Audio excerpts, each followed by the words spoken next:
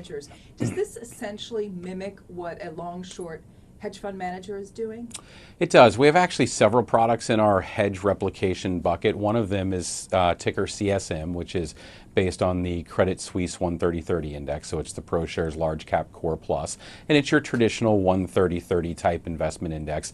And it's long, short, a basket of equity securities. And the idea is very similar to what hedge funds are doing out there, taking advantage of not only the long side of the equation, but managing risk in the portfolio using shorts, reducing the overall volatility, the overall beta, and actually improving the risk-reward ratio of the particular fund. And CSM is a great example of that. The performance, over the last couple of years has been very, very good relative to the S&P, 5-star rated fund from Morningstar, and is what we've seen from the client base, particularly over the last year or so, is equities in the U.S. and globally have continued to rally. People still want to be involved in the equity markets and still want to have exposure to them. They're a little more cautious. Yeah. They want something with a little downside protection. They're willing to give up some upside if they have to for that downside protection.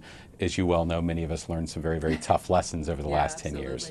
In terms of volatility, I would assume these strategies are a bit more volatile than other more traditional, I don't want to say basic ETF products, but perhaps products that are not so intricate in terms of the strategy.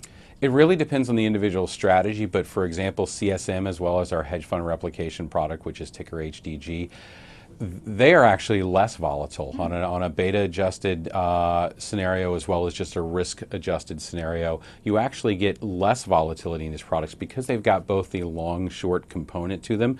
They tend to be less volatile. Obviously any product can be volatile, particularly when markets in general are volatile, so you'll see the volatility pick up then, but over a long term these products actually typically tend to be less volatile because of their long short nature.